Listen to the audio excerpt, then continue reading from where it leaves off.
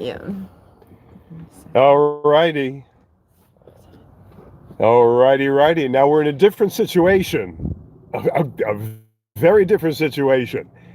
I'm sitting in my truck, and when you respond, I'll get the responses on another phone. There, okay. Okay, thank you. Thank you very much. Thank you very much. I'll get the other responses right over here. I'm so tech challenged, it's ridiculous, but it's a whole other ball game here, folks. Anyway, by the way, man, somebody, my good friend Rob Zucker, texted me, and he told me about the Olympic hockey was supposed to be just fabulous. I just can't get into it. I cannot get into it. No matter how hard I try, I cannot get into it. Oh my goodness, I don't care. I just don't care. I try to make myself care, but I just don't care. All you naysayers out there about the Joe Vadingo video, you should be ashamed of yourself. You're actually experiencing the best of Joe in his old age. His old age is showing through. And let me tell you something. The fact that he's a little bit more cranky, and he's now 72 years old, and he's a cranky guy sometimes, and he tells it like it is, as Howard Cosell used to say. The fact that he does this should not put you off. You should enjoy that. Oh my goodness. Jim, hey, who is this? Andy. There's a blizzard. Andy says there's a blizzard in Queens. My God. I hate to tell you, where I am right now, you don't have to know where. You do not have to know where. Where I am right now, oh my goodness. It is gorgeous. It's 70 degrees. It's sunny. In fact, as I peer up in this beautiful blue sky, I realize there's not a cloud in the sky. Are you poor people getting 15 inches of snow? Are you getting 16, 17, 25 inches? When they predict snow, I'm spitting. Jesus Christ. When they predict snow, they always overpredict. Constantly overpredict. They're going to tell you there's going to be 40 inches of snow, so they don't get caught with their pants down. Hey, documentary. I have a friend named Documentary. I mean, they named me Ralph back in 1960 because my father's father, my grandfather, was Ralph. So they actually gave me this old-fashioned name, Ralph. In Italiano, Raphael Romeo in Italiano. But way back when, they gave my friend here Documentary. They actually named him Documentary. Not Bill, not James, not Joe, not Pete. Documentary. I don't get these names, but that's okay. He's a good guy, fantastic individual. People just bashing me. Who's bashing you? Okay, here's my friend. Ralph, you should do a review of Marty Supreme, I think. Oh, by the way, Marty Supreme, is that the ping pong? Is that the ping pong thing? Centered around ping pong, table tennis?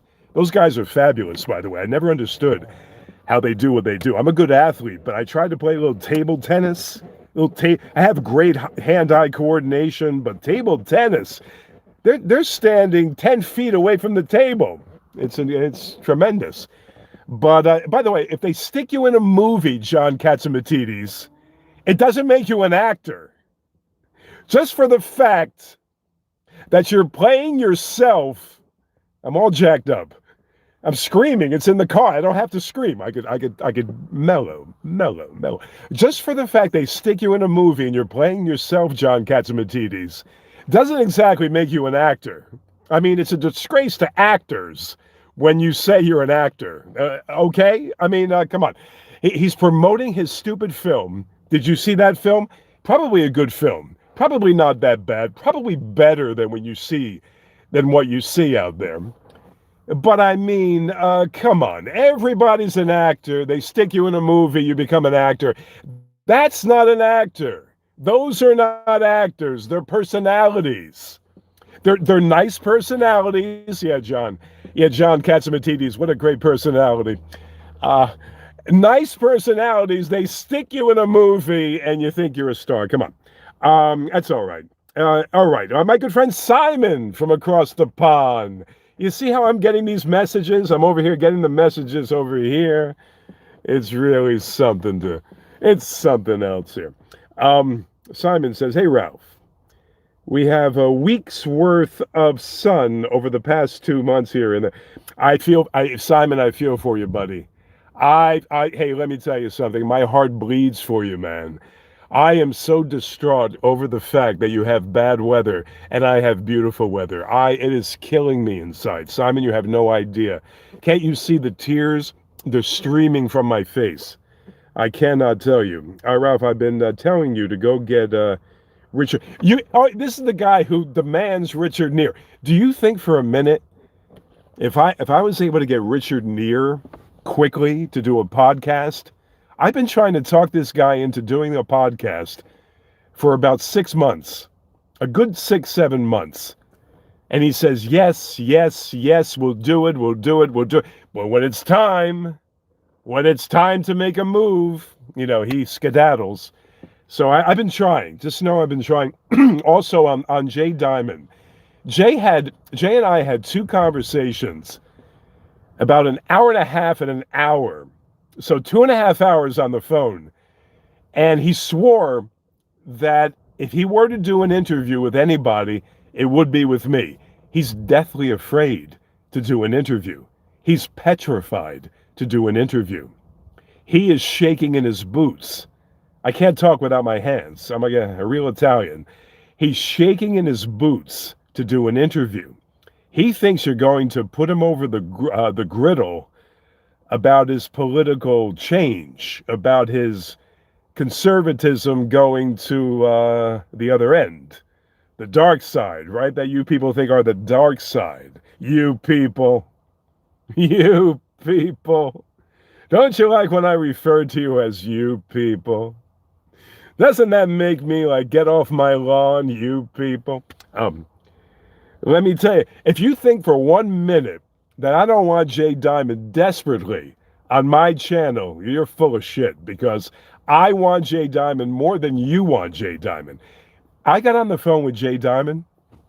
Those who don't know who Jay Diamond is, the greatest talk show host on that side, political side, news side, information, non-sports side. I keep spitting. I'm sorry. I'm spitting at you. Say it, don't spray it, they used to say. On that side of the aisle, he was the greatest. Bob Grant, close second, Barry Gray, all these greats right up there. But my friend Jay Diamond, he's now my friend. He's now my friend. We're now going to play basketball together. I'm going to get him on the court and show him how to play basketball. But he's a fabulous guy. We talked on the phone the last time for an hour. He told me everything about everything. You have no idea. If I had a recording while talking to Jay Diamond on the last conversation we had, and I had that recorded, I could slap it right on the channel, and it'd be great. I could slap that baby right on the channel, and it would be. How's my acoustics, by the way? All right, I gotta stop. I lost my questions. I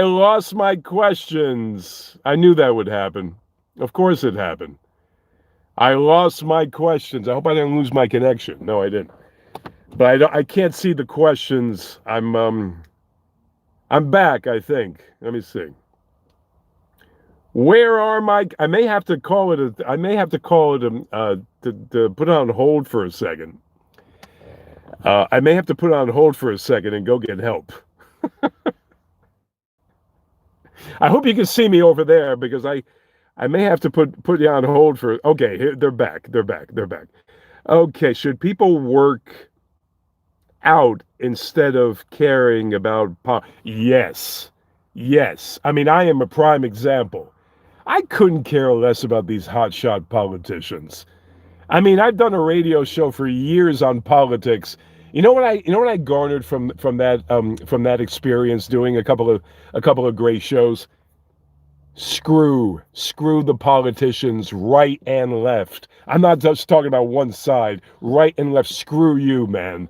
You think I'm in love with Donald Trump? You think I'm in love with the other side? You think I'm in love with anybody? Screw them. They don't care about you. I don't care about them. That's why when I talk about them, I lampoon them. You like that? I thought so. Ralph, my eyes are so terrible. I have cataracts up my ass. My eyes are so horrendous. Look how closely I got to get in here. I gotta get in here. Ralph, nostalgia would want you to interview Richard. I have 2 interviews with Richard right here on my channel that I did 2 years ago, 3 years ago. A great interview. You can't see him. He refused to be on video. Me, I love being on video. He hated being on video, but we have a great interview. 2 interviews, actually, right here on Romeo TV with Richard Neer freaks, for Richard Neer freaks. All you freaks out there that can't get enough of Dick Neer. They used to call him Dick back in the old days. Richard Neer, he's right there on the channel. He's on the channel. He's on the channel. Yeah, your chats are not coming through now, darn it. They're not coming through, for Christ's sakes. For God's sakes. Let me go back here a little bit. You think you should review my... Yeah. Shout out the other day. Nobody... I gave you a shout out the other day. Nobody on social media talking tariffs. It's a big deal.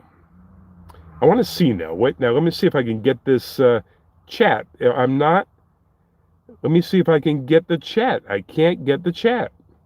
Okay, here they come. They're coming again. How did you meet your wife? Okay, here's how I met my wife. I was on YouTube.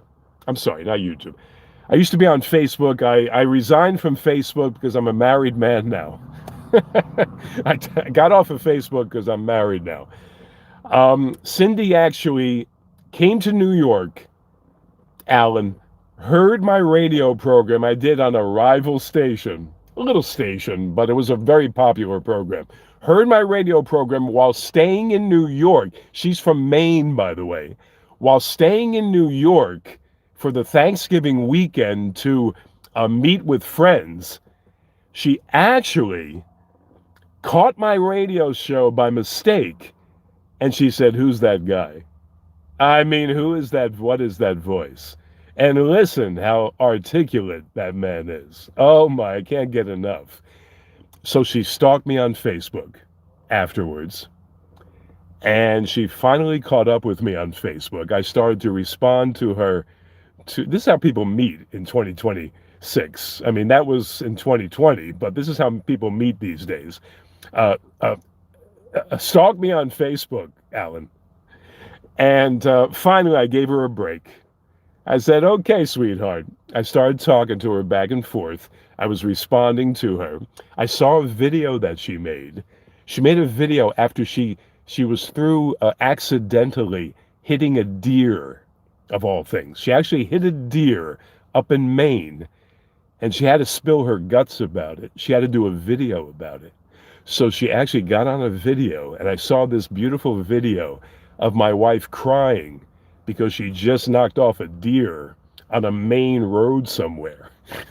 In the state of Maine, actually, not a Maine thoroughfare, a Maine road somewhere. And we started to talk back and forth. For 9 months, we had a phone relationship. We were saying these sweet nothings to each other over the phone. There she is now. Right. Like she knows I'm talking about her. Yes. Everything going okay? No, but it started again. It goes a little haywire. Oh, it's an old phone. It goes a little, it loses, what is it? The signal. Signal? It loses the signal. Okay. Don't forget to get and every once in a while you have to come out and check with me because I'm in peril. It's a disaster out here. I'm doing something from a car, like some kind of nut. Well, you are what you eat. But you cook for me most times these days. Yeah, but Even though I've been doing my you eat cooking for nuts by the myself. handful. I do, that's true. Pecans. Pecans. But I was just telling, because my friend Alan here, who's a great guy, as far as I can tell. You never know, but he seems to be a great guy. I was telling how we met. He asked. Oh, okay. It's almost like you set him up for it to ask. I did not. It's almost like you said, "Hey, Alan, do me a favor. When Ralph gets on the live video, ask Ralph how we met." No. I know, but I don't know Alan. he's a nice guy. Hello, But Alan. anyway, Alan Freed. Alan Freed, I'm talking about, the late Alan Freed. Okay, sweetheart, come out and check on me, because I don't know what's going to happen here. But by the way, if you're asking questions, I could just refer back just a few times here. But what I was saying before I was so interrupted, what I was saying was, she stalked me on Facebook. 2020, we had a phone relationship for 9 months. 9 months. How come when people talk about the phone, they have to put their hand to their ear? Like we don't know what a phone does. Every time, it's a habit, it's a stupid habit.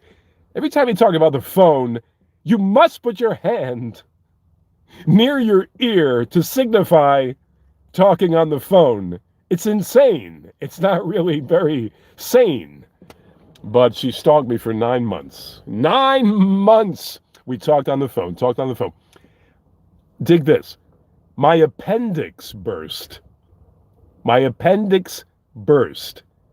By then, I had been taking care of my mother on a part-time basis, almost full-time. I had another friend come in to help me take care of my mother, who was suffering from dementia. She's still suffering from dementia, my beautiful mother. I love her dearly. She was, I lean over when I talk, don't mind me. I had to rush myself to the hospital. My appendix burst. Rush myself to the hospital, leaving my sick mother home. So it wasn't because I said, "Now, honey, I need you to come and give me the love and the care and the beautiful stuff you've been giving me for the past 9 months." My appendix burst. Honey, my appendix burst like a bubble. Like a giant bubble, my appendix burst. So she came running from Maine, 9-hour drive. She came running from Bangor, Maine. And she never left. I married her, and she never left. Thank goodness. Okay. Love is a many-splendored thing. Love is in the air, every time and every sound. What do we say here? Love is in the air. God bless your mother. Thank you very much. By the way, can I say a few words about dear old mom? My mother was the best mother. You see how I turned out so beautifully? My mother was the best mother anybody could ever have. My mother was completely devoted to me. My mother, Patricia, completely devoted to me. An only child, can't you tell? And I grew up in Paterson, New Jersey. She was so, the whole neighborhood came to my house. Every person, when I went to their house, or when I went to a ball game with my friend's father, I had to pay. I had to pay for my drinks, my food, my ticket. When my father or my mother took a friend or 2 friends or 3 friends to an event, guess who paid? Guess who paid the... There's somebody here. No, please. Guess who... No, I'm just kidding. There was somebody there. Guess who paid? Guess who paid? You see? You see the difference? When my mother was the chaperone, or even my father, the great Angelo Romeo, was the chaperone, they paid all expenses. When I went with them, these tightwads, to their house or to their ball game or to their whatever, I paid for everything. My mother and father had to give me the money as a kid, and I had to pay. My first job was in Hubbard's Cupboard. Hubbard's Cupboard was a food store in Totowa, New Jersey, on Union Boulevard in Totowa, New Jersey. And my first job was mowing people's lawns. But my first official job before the gas station was Hubbard's Cupboard. Right? They gave me the whole store. I was underage. I don't think I was 17. Back in 1977, I think I was yet to turn. July of 77, I was 16 going on 17. They actually put me in the store by myself to run the whole store. Is that unusual? Because I was so sophisticated? So responsible? I'm cracking up. I am cracking up. That's a true story. Then a job in a gas station pumping gas. I don't know the first thing about cars. Maybe I can check the oil. I don't know about cars. I can barely put the key in the. I'm a good driver, excellent driver. Just like Dustin Hoffman said in Rain Man, I'm an excellent driver. That's for sure. Excellent driver. There's no doubt about it. But I don't know a thing about cars. This guy had me fixing cars. He said, just do this, just do that. I said, I have no idea. I never learned about cars. I don't know about cars yet. I remember that. I remember those days. They were beautiful.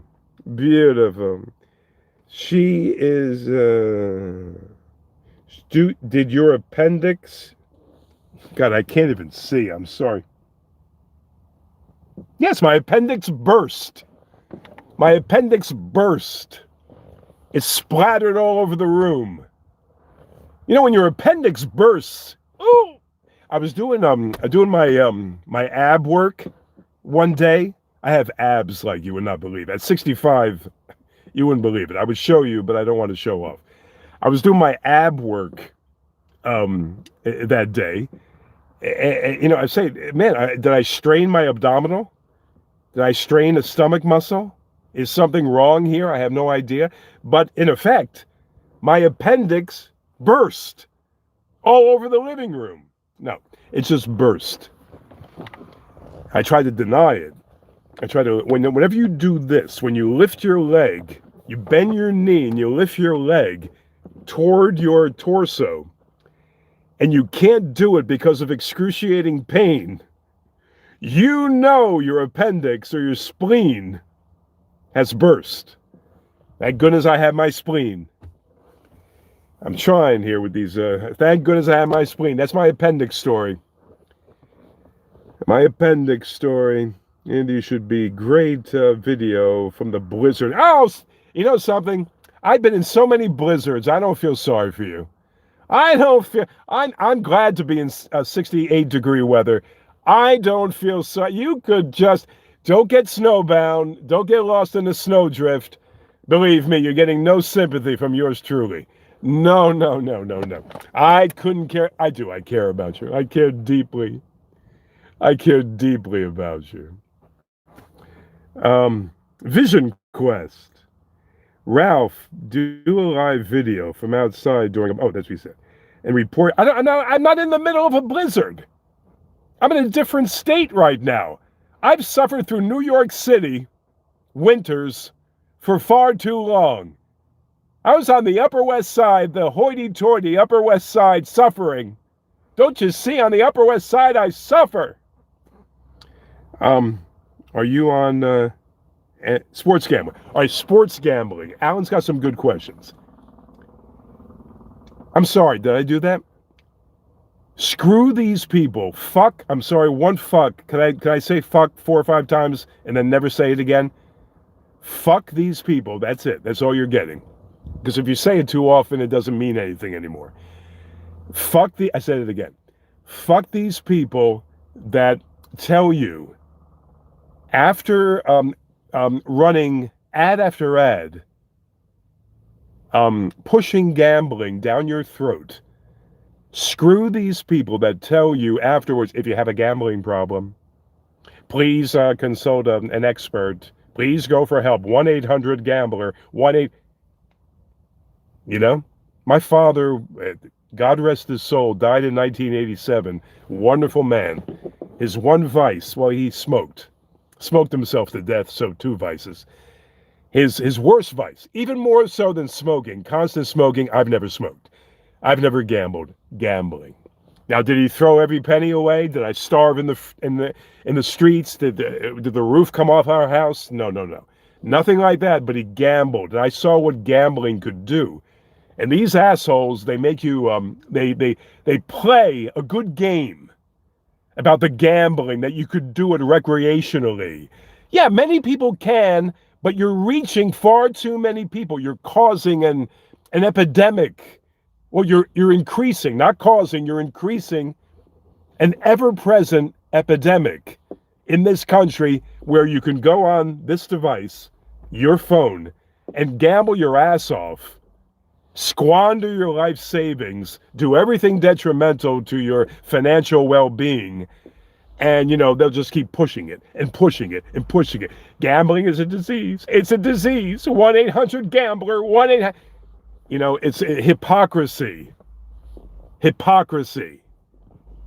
It's become a stand-up routine I'm doing here. It's a stand-up routine, for Christ's sakes. Everybody, I'm not always this wacky. I'm actually very erudite, very, very calm, very sedate. I like to talk in very, very intelligent terms about a few of the problems facing America with this present-day administration. This present-day administration is very, very controversial. Maybe we can speak about it. Copeland, New York. There's one guy out here giving me a problem. Not here, but in the past, giving me a problem. The guy has to comment 9 times on every video. Every single video that I make, he feels the need to comment 9 times. One time he's praising me. One time he's masturbating to my picture. The other 8 times, he puts me down. How do you figure? I won't say his name because I forget his name. I think his name is Harry, but not this Harry. This Harry's a good Harry. I think this other guy's Harry, some Italian guy. You got to watch those Italians. Let me tell you, you got to watch those Italians. Let me tell you.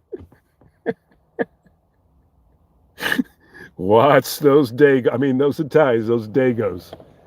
That's an old-fashioned word nobody uses. Those guineas, those wops. But I have an old crowd anyway, right? He was like, he puts me down 8 times. The other time he says, you're the best thing. You're the best thing since sliced bread. I can't get over you. You're just so fantastic.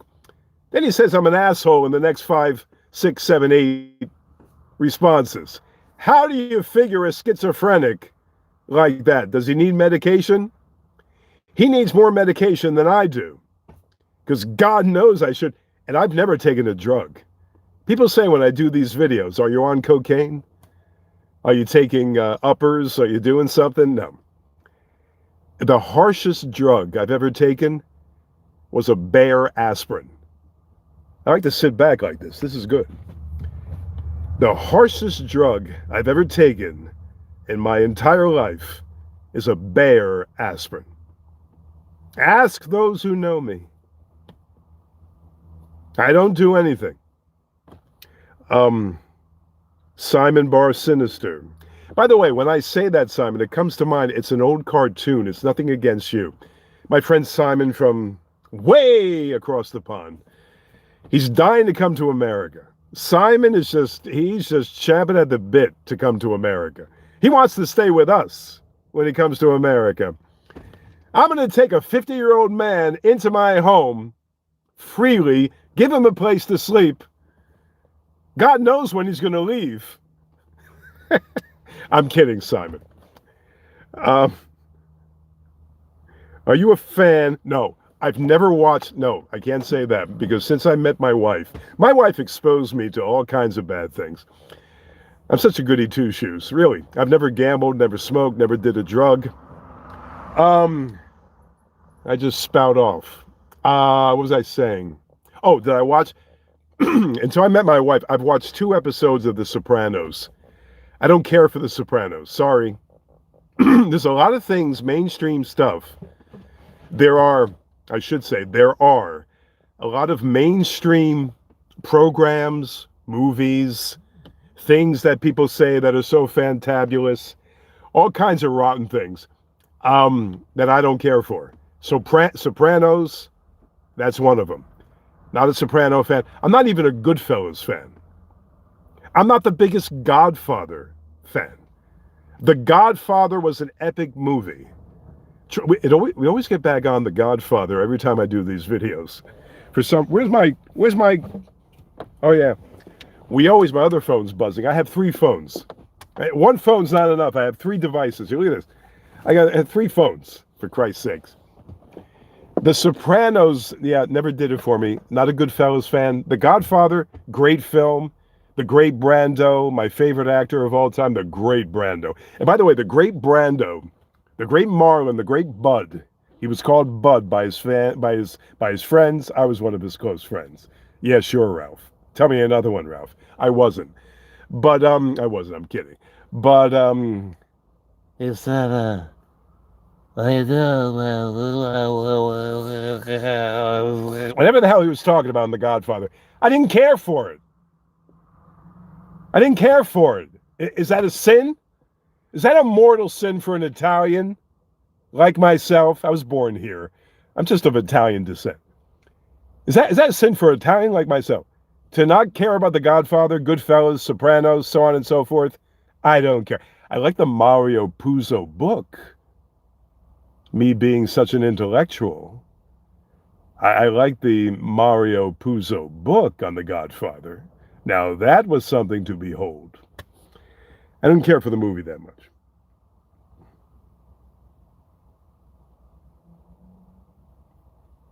Get Joe B online. Yeah, you know something? My computer is haywire, so the next Beningo's coming on with me this week. I'm gonna have to do the video like this. So, but you know what you have to do on YouTube? To have a guest on YouTube, I can go live like this. I'm going live right now by myself without another guest. But if I want to have a guest, you have to spend another $500. If anybody knows a way around this, tell me. I don't want to spend $500 just to go live with a guest. So that's the reason why I don't go live with Joe. I hadn't gone live with Joe in the past because I don't have the apps or the stupid things or the equipment. I got good equipment. I had good equipment, 65, good equipment. But I don't have the equipment to go live with somebody else. That's why I don't do it. But I'll try. If you know a way that I could have a guest or 2 or 3, I don't want 3 guests. I want 1 guest. And go live on YouTube, please let me know. I'd love to understand modern technology. I'd love to be more adept at modern technology. Think about it. A genius like myself can't find his way around a computer, barely. Actually, I do a good job. I'm not that bad. So many people in this neighborhood. Very, very sketchy. This guy's very sketchy over there. Oh, I can't stand his car. His car is very disturbing. It's too fancy for the guy that just got out. He appears to be robbing the house two houses down. He's going in. You think the fact that he has, I won't say it, I'll get in trouble. The fact that he's carrying an automatic, I'm kidding. I can't do that. See, you can't do anything even for a joke anymore. Because people will call the cops and send him here. They'll find out and they'll call the cops here. I'm just kidding, but the guy's very suspicious. Very suspicious. I don't trust. I no trust this guy. I don't like this guy. I don't trust this guy here. This guy here he look a fishy. He look a fishy, this guy here. I don't trust this guy. He drive away. He very suspicious. Very suspicious as they drive away. You come back here, I'll give you something. He's all right. It's all a joke. Get the license plate. Yeah, I need to get the license plate was I will rob you. You think that should tell me something? I will hold a weapon. I can't talk about guns because it's not good. I will rob you as he pulls away. The bumper, not the bumper sticker, the license plate was just entitled Heist. Heist. And then that sign in the back, crook on board. Terrorist in the back seat. That should give it away. That may be, here he comes again. No, please. Please, I didn't mean the thing I said. I did not mean the thing I said. Please. Please. I gotta stop. It's so stupid. It's not even funny. It's so stupid. Do you think Hey, Jack! Jack Sprat shall eat no fat. Somebody should eat no lean. Opinion on Guthrie. Oh, you know something? That Guthrie case? That Guthrie case from the start, I'm talking about fishy, but I just don't care. Now, I'm not insensitive to the person's plight of apparently losing her mother to this tragedy, this terrible thing, whatever it is. I mean, the mother certainly has passed, unfortunately. That's terrible, terrible. Don't think I'm making light of the fact that she passed. I hope she's around. I hope she proves me wrong. I don't care about it. It became so it was overly provocative to the point where it was exploited to such an extent that you could not even unearth the truth if you tried. They went in every direction. It was handled terribly by the powers that be in that state. And they went in every which way, and without getting to the crux of the matter, and the poor woman doesn't have any medication. She doesn't have her daily whatever she has to have at 80 years old. I'm almost there. I'm 15 years away, for Christ. I'm 65 years old, man. And let me tell you something. 65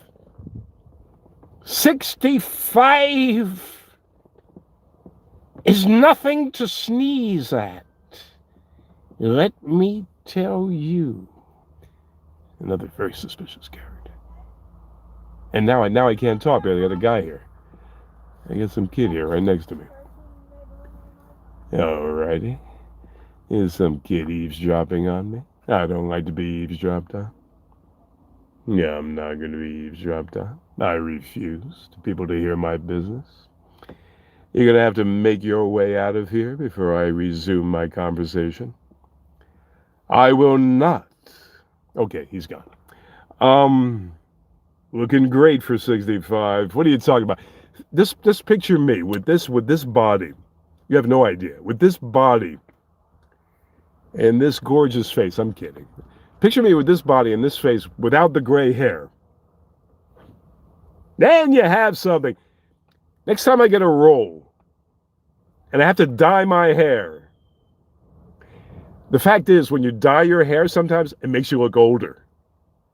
You got to get this gray thing, like this thing that George Clooney does, as a matter of fact. What an actor. Oh, what range.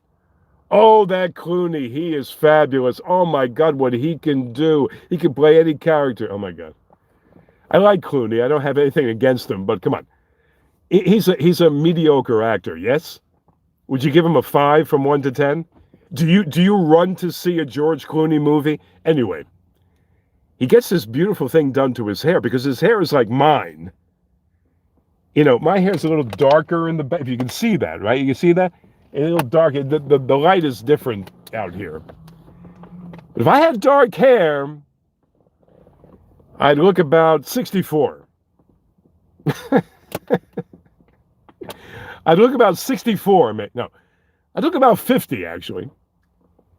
They'd mistake me for some spry young person. You can't groove. You can't grove. I can't see. You can't ignore them forever, Ralph. Who am I ignoring?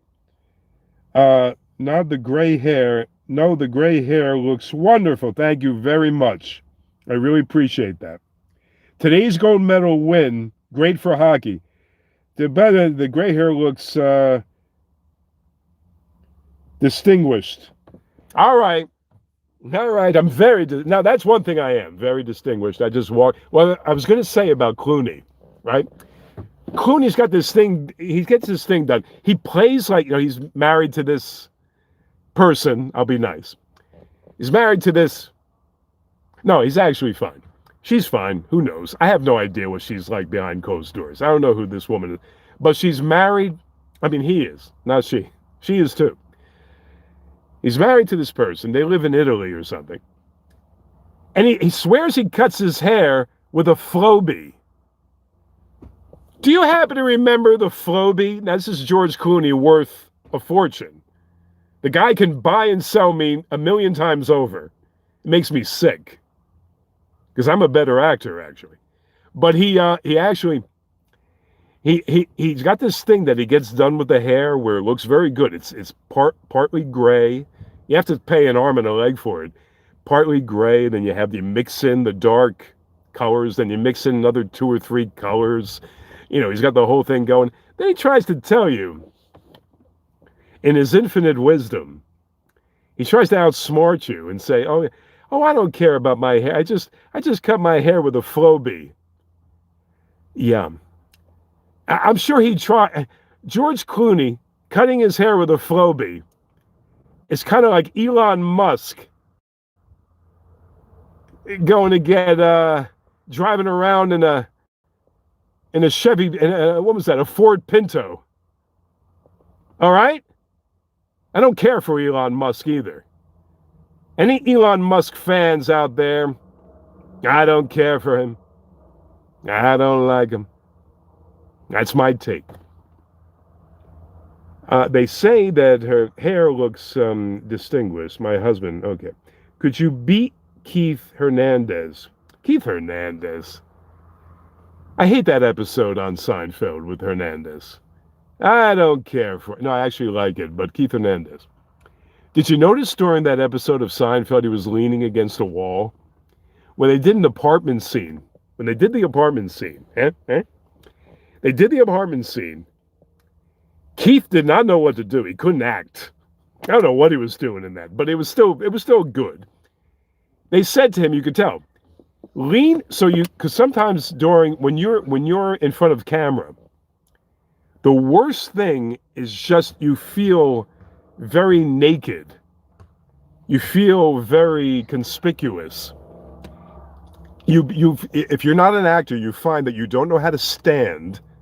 You don't know how to position yourself. You're very, very uncomfortable. So what they did was give him something to lean on all the time. Give him business, what they call in acting, business. Some business to attend to. They gave him this thing in the apartment scene. If you notice, Keith is leaning against the I guess it's the pillar or something. In the locker room scene, he's kind of leaning against the locker room. They have him stretching. He's always doing something to distract himself from just being naked out there. I don't mean naked, literally naked. What I mean is, as an actor, it's very difficult when you're not. It's just a hard thing to do. But he actually pulled it off. Sometimes, most times, sometimes, not most. The scene with Elaine, when he says something to the effect, well, I expect to get to second base in round third later in the evening. And Elaine said something like, I'm going to give the third base coach the sign to hold you up or something like that. That was a good scene. Keith I'm a straight guy, I'm a heterosexual, but Keith, I know a handsome guy. He's kind of a handsome guy back then, after the cocaine. He's a handsome guy back then. Now, these people don't age well sometimes. There are no Ralph Romeos. I'm just kidding. They don't age well. I always say these things so people hate me, because when you're like an egomaniac, but if you're self-deprecating, like I'm very self-deprecating along with being an egomaniac. If you balance that beautifully, that's a rare find. You've just tuned into Ralph Romeo TV, and let me tell you something, that's a rare find. My good friend Keith Arnett, my good friend, he played a great first base, and he's not a Hall of Famer. He's just short. He played the greatest first base next to Wes Parker I've ever seen. Don Mattingly should be now that's the difference. Mattingly is a Hall of Famer. That's a disgrace that he's not in. And I'm a Mets guy, used to be. I don't care about these people. You think I care about the Mets and the Yankees? The same way I feel about politics. You know what this means in Italiano? Hey, I don't care. I don't care about the Mets, the Yankees, the Rangers, and I don't give a shit. You think I care about these fat cat athletes?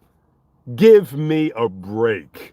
They can fuck themselves. Again, it's just, I'm sorry, I won't be so crass.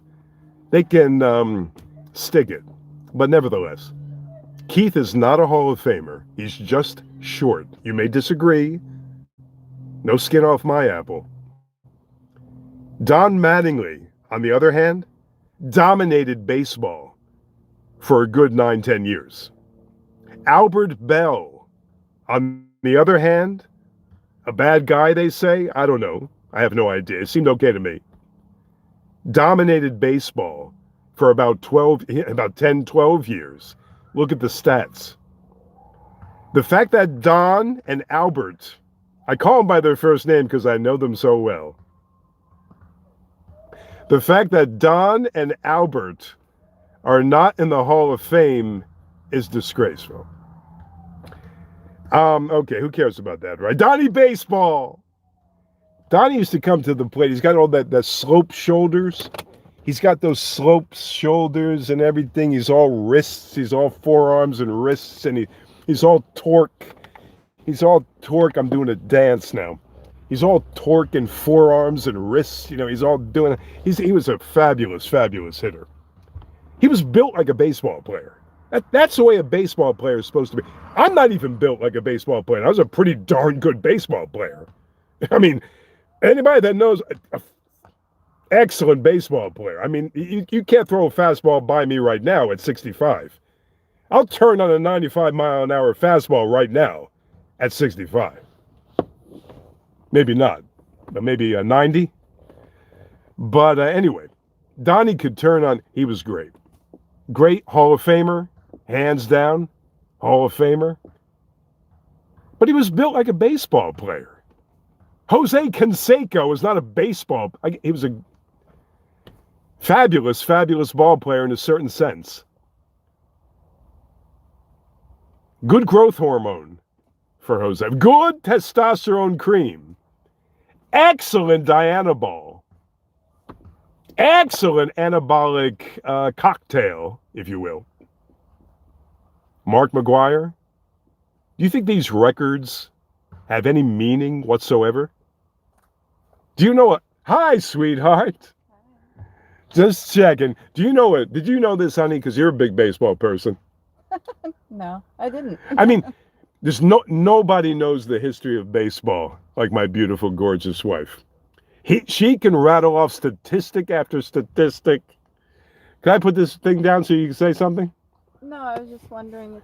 It's 3 o'clock. We're going pretty well. Okay. I just want to make sure you're okay. Oh, now that went off.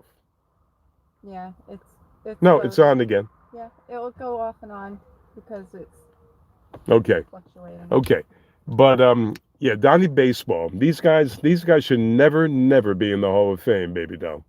Okay. Never in a million years. I'm still going. You know, I go for a while. Thumbs up, baby. I love you. I love you, darling. She has my jacket on. She looks great. Far better than I. Far better than yours truly. Let me tell you. Kurt Schilling is definitely, give me a guy, and I'll give you Hall of Fame yes or Hall of Fame no. This is not important. This is not important. Yeah, baseball, the baseball strike, man, that's going to kill me. Oh my God, I won't know what to do with myself if they strike. I mean, if these guys strike, what will I do if these multi-millionaire fat cat ball players, if they ever strike? God, what will I do with my summer? I'll be lost. You're going to tell me that you give a shit whether these guys go on strike or not? Let them strike for 10 years. I couldn't care less.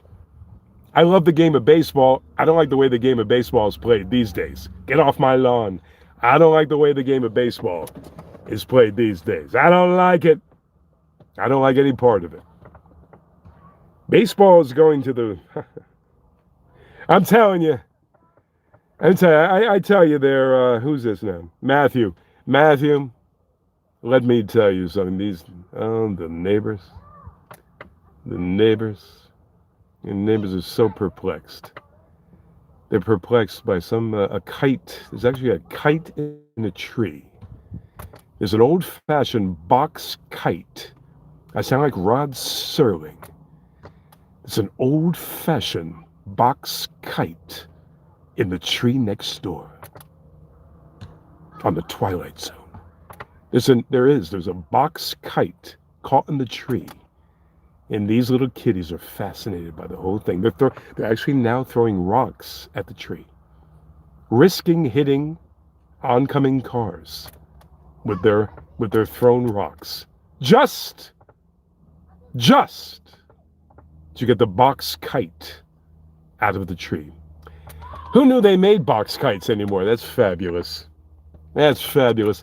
I'm not in New York City. You know how I know I'm not in New York City? Because there are nice people around. I'm kidding. New York City, Manhattan could be the greatest place in the world. It could be the loneliest, as Three Dog Night once said. One is the loneliest number. Well, Manhattan is the loneliest borough. It could be. But where I am right now, I'm choking. God, I gotta take a drink. Give me a drink. I need a drink. Oh, God, thank God I had a drink. Yeah. That's my inebriated. It's my inebriated guy. All right. It's not snowing. That's my good friend. Oh, hey.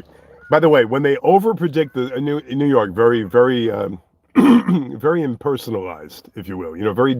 Yes, not a great place if you're a lonely person. But believe it or not, people are very friendly in Manhattan if you don't overdo it. I mean, here's the vibe in Manhattan. They'll walk over a homeless person without even thinking twice. A guy in the subway could be holding a knife. They're sitting in the subway bench. The guy next to you could be held at knife point by some crazy person, and they'll just sit there. They won't even look over. There were times in New York City when things happened around me. I'm just looking forward. I'm just minding my own beeswax, minding my own business.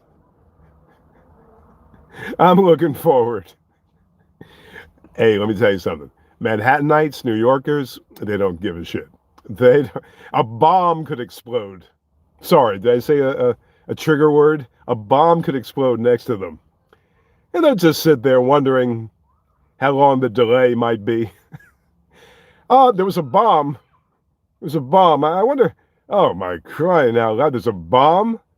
Now I'm going to be late for my appointment, for God's sakes. There's a bomb? I guarantee I'll be 15 minutes late for my appointment with that bomb.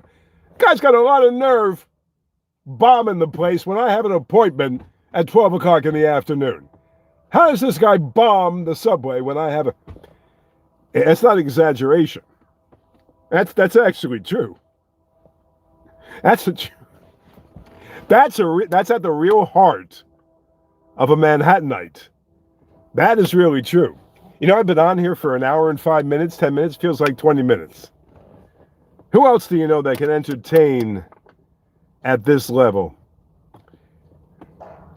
But you have a favorite musical solo artist. You know who the greatest singer is of all time? The greatest pure singer of all time. I'll give you, out of the blue, you'll never think that I'm going to say this, Peabo Bryson. Peabo Bryson, my friends, is the greatest singer, pure singer I've ever heard. Jeffrey Osborne, maybe a close, I won't say second. These are the best voices I've ever heard. Paul Rogers, Bad Company in his prime. The late great Wayne. No, he's still around. Hey, a train is coming. I hear the train coming. It's coming around the bend. Eagles all the way. By the way, the Eagles. Don Henley could be even more egomaniacal than yours truly. He actually outdoes me on the egomaniacal scale, Don Henley. If one hair gets mussed on Don Henley, it's over. It's over. The concert is called off. Now, Glenn Frey, who's dead, was a different story. Randy Meisner, who's dead, is quite the different story with the falsetto. Bernie Leadon, who I believe is dead, is quite a different story. Don Felder, who's still around, is quite a different story. But Don Henley, Felder's a little conceited too, but who knows? Don Henley, while he's playing the drums, you notice, he's wailing at the drums, he's singing, because that's a rare find that you can find a singer that can play. I'm a drummer, and I can sing. It's very difficult to do both. Phil Collins, Don Henley, fabulous. But nevertheless, I'm thinking of Chick Corea for some reason. The great Chick Corea pops into my mind. I have no idea the connection between Don Henley and the great Chick Corea. Why did he come to mind when I'm talking about great drummers? But Henley, as he's wailing on the drums, he's singing, not a hair out of place. Not one. You think my hair's perfect? Not one hair out of place. You'd be surprised. Nobody. Hirsch gave me the report. It's not. Hirsch is a good man. Hirsch, you're top notch, buddy. Top notch, my friend. I can't see how many people are with me. I have no idea. Maybe 14, maybe 30. I have no idea. But nevertheless, should I call it quits? Any more questions? Let's just hey, Harry. Here he is. I think this is the guy who's the schizophrenic. The Harry Frieza. I'm Italian, I can't pronounce his name. Harry Frieza? I think that's Frieza, right? Harry Frieza? I think you're the right guy. If you're the wrong guy, if I'm making a mistake, I apologize beforehand. Here's a guy who's so schizophrenic, he compliments me one time, then he says, this guy's just a goofball, the wind's ruining his video, I can't stand this guy, he's an asshole, so on and so forth. Then the next text, he's telling me I'm the greatest thing since sliced bread. These people. My grandmother used to say, these people, they know nothing. These people, I poke myself in the eye. These people get on my nerves, for Christ's sakes. And they do. They get on my nerves. But anyway, I enjoyed. What was that, Carol Burnett? It's so nice to have this time together. The great Carol Burnett. Carol Burnett is 145 as I speak. Did you realize that? The great Carol Burnett is not dead. But Vicki Lawrence, who's a good friend of mine, she texts me every afternoon, tells me about the welfare of one Carol Burnett. And let me tell you something. Carol Burnett is 145 years old. And her pancreas is still intact. Her cardiovascular system is still functioning. Her brain is still functioning. It's really incredible. Let me tell you something. Okay, this is a different guy.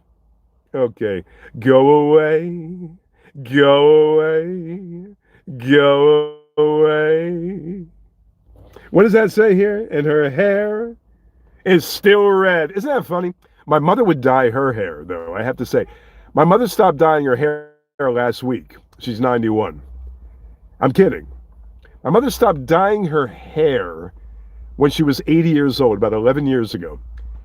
My mother had dark hair, like I used to have. I used to have the darkest hair around. Almost black, dark hair. Boy, was I a handsome devil. And my mother, a beautiful, beautiful woman. My mother had dark hair. My mother had dark hair, but she went red. This nice red, not a stupid red, not a pinkish red, idiotic red. No. A nice, very blended, nice red. She was dyeing her hair until about 11 years ago. You know what she said? She said, "Amafangul, no more, Amafangul, and no more dye." Elephant. If it were possible for somebody to be immortal and live forever, my money is on Keith. By the way, Keith Richard, he actually stopped smoking at the age of 95. Can you explain this strategy? I'm trying to understand. Keith Richard is a corpse. Now, he's a corpse. He's an actual corpse. They actually dug him up to walk around a few more years. He's an actual corpse. He actually, elephant, he said, after years and years of abusing his lungs, smoking these deadly cigarettes, forget the heroin. Let's not talk heroin. Forget the heroin. That's another story for another day. I won't get into heroin.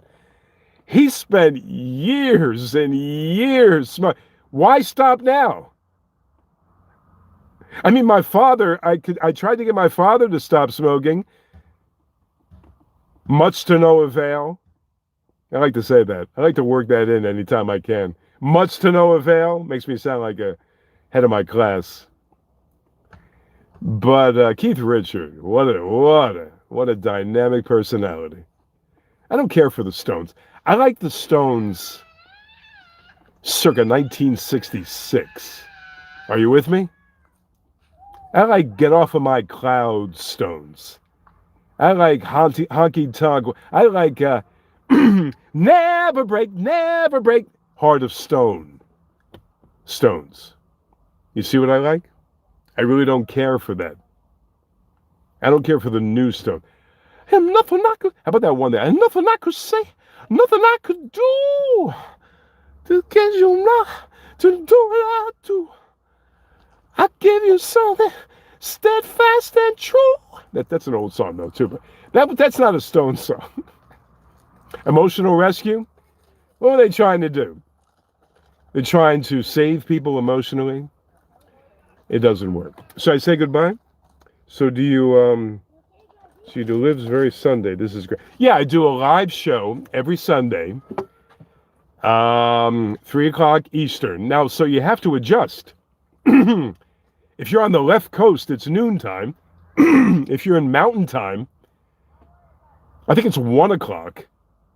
If you're in some other stupid time, I think it's 2 o'clock. But Eastern time, it's 3 o'clock. What do you know? What do you know? So Harry tells me he's not the guy. Harry Frieza. Harry Frieza tells me he's not the guy. He is not the person. He's never been the person. I sound like Alice Cramden again. He's never been the person that's put me down tremendously over the course of years. Continuously put me down and put me down and put me down again. Must be another Harry. Maybe it's America Loves You, Harry Truman. That Chicago song was one of the worst Chicago songs ever made, and Chicago was a great band, is a great band. America Needs You, Harry Truman. Harry, something. Good stuff. My favorite Chicago song, the great Peter Cetera. My favorite Chicago song, No Tell Lover. You don't want me to break into falsetto, do you? You do not want me to break into my Peter Cetera falsetto, do you? And give you a No Tell Lover, or maybe I'm Alive Again, or Call on Me, because I love you and you love me. It's not going to happen there, buddy. It's not going to happen. You are on my mind. I love that one by Chicago. You are on my mind. Every drop of rain. I love that. That's a good one. That's a good New York tune. Oh, how about New York? What is that one that they sing about Manhattan? Another Rainy Day in New York City. Oh, that's fabulous stuff. That was a good era for Chicago. But Chicago was great when Make Me Smile, 1969, Make Me Smile. Do you hear the drum work? Do you hear the rolls? Do you hear the brass section in Make Me Smile, 69, Chicago?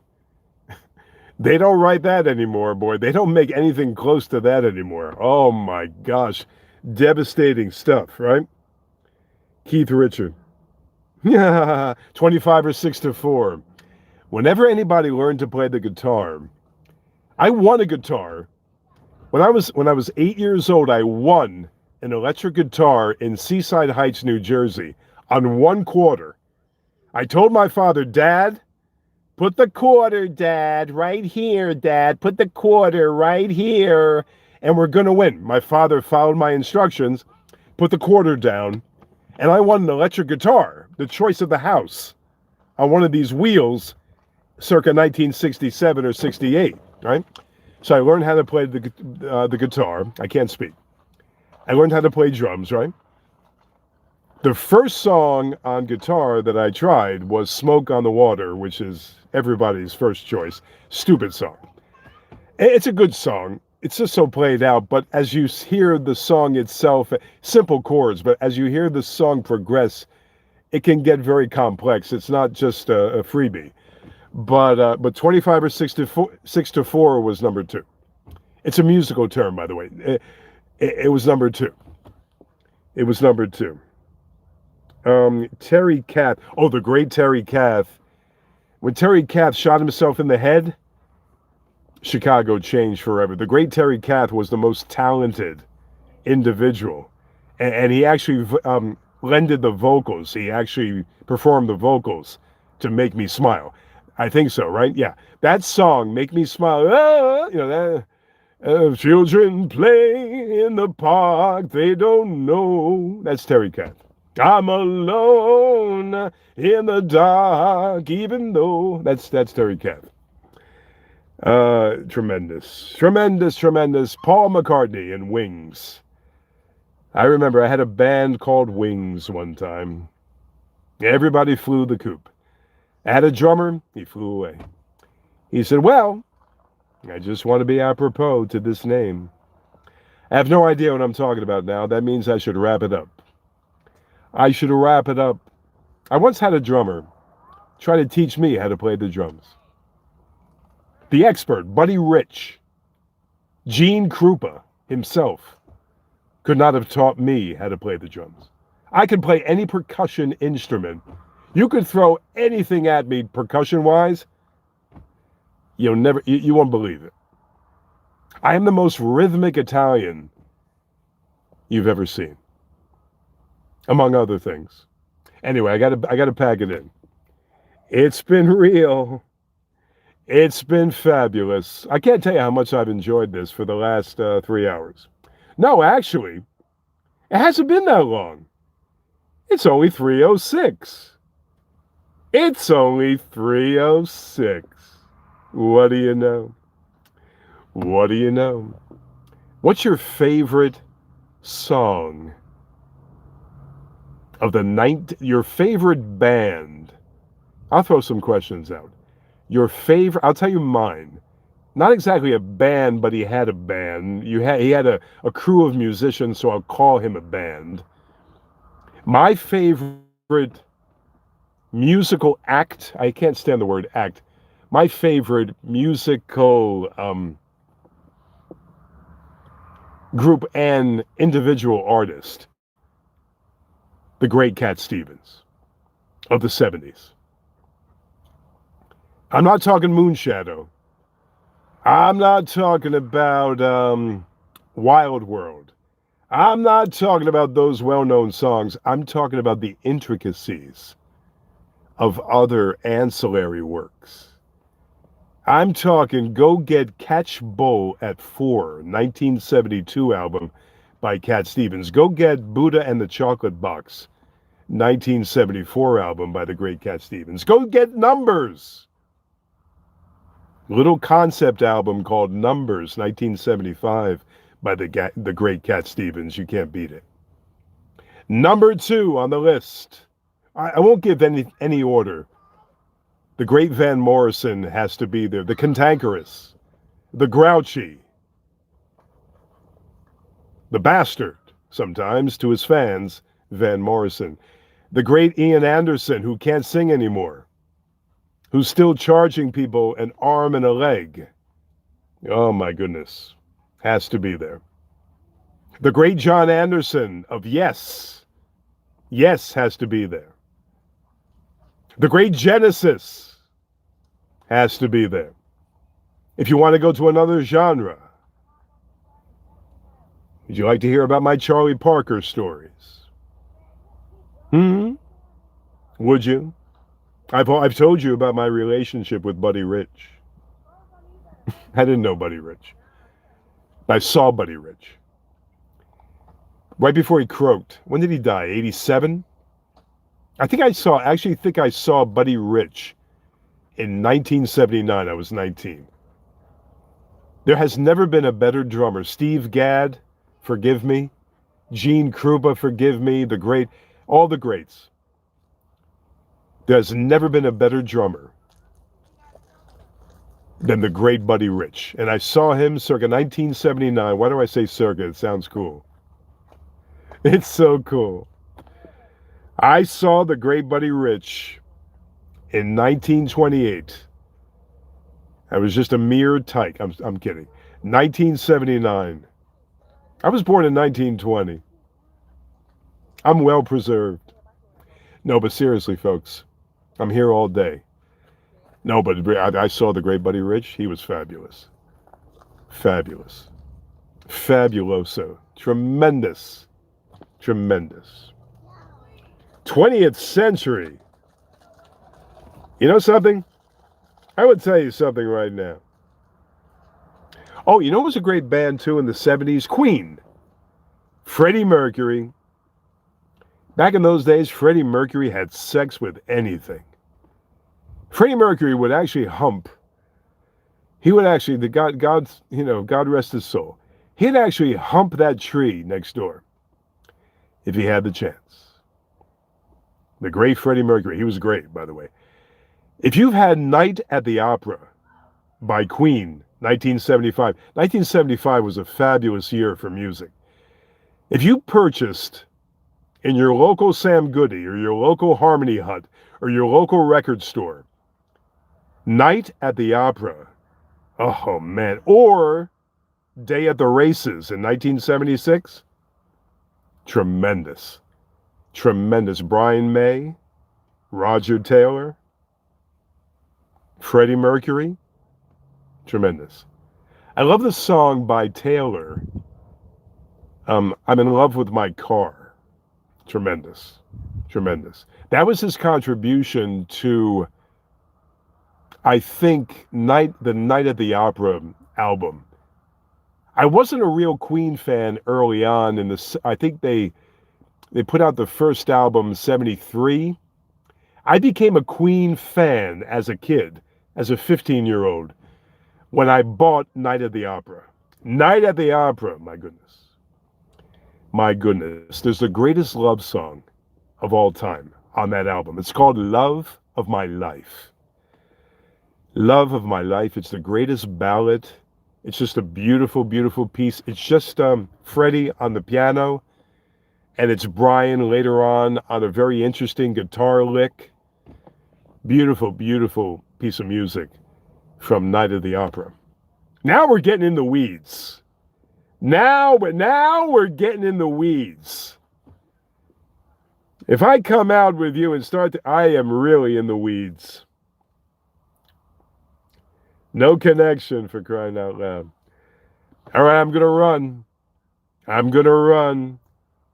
Have yourself a merry, merry Christmas. Have yourself It's not that time of year. But it feels that way where you are, doesn't it? It feels that way when you are, doesn't it? It feels that way. Anyway, I appreciate it. I'm just kidding. Subscribe to the channel. Do your due diligence. Like the video. Oh, I forgot. Maybe my wife, I'm going to hold off because my wife is going to come out here with something I promised to read to somebody. Promised to read to somebody. Darn it, I can't get it again. Okay, I'm back. I'm back online, I think.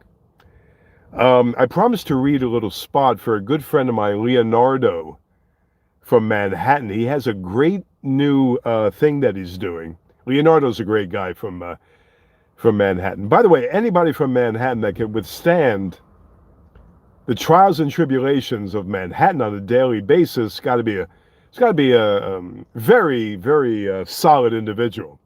My friend Leonardo wanted me to talk about his, what did he want me to talk about?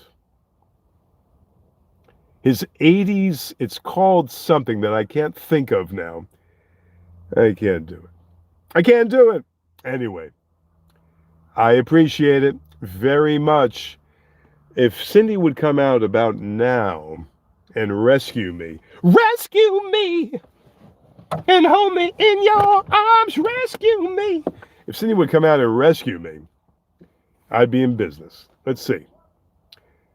What we have here is a failure to communicate. What we have here is a failure to communicate. Poor Uncle Floyd. My good friend Phil in Manhattan's getting to me on this video. Poor Uncle Floyd bit the dust. I love Floyd Vivino. I love Floyd Vivino. All right. I want to note that Leonardo from Manhattan. Come on, honey. Oh, darn it. All right, I'm fading. 80s. What's the name of it? It's an 80s retro kind of thing you can go on and play for free. And I don't have the name. I forgot the little paper. And I'm going to have to say goodbye anyway. You take care. Have yourself. Goodbye. I'm still alive, I think. I can't shut you off. I can't shut the damn thing off. How do you shut it? How do you shut the darn thing off? I can't shut it off. No matter how hard I try, I can't shut the damn thing off. You're right up my nose right now. I can't shut it off.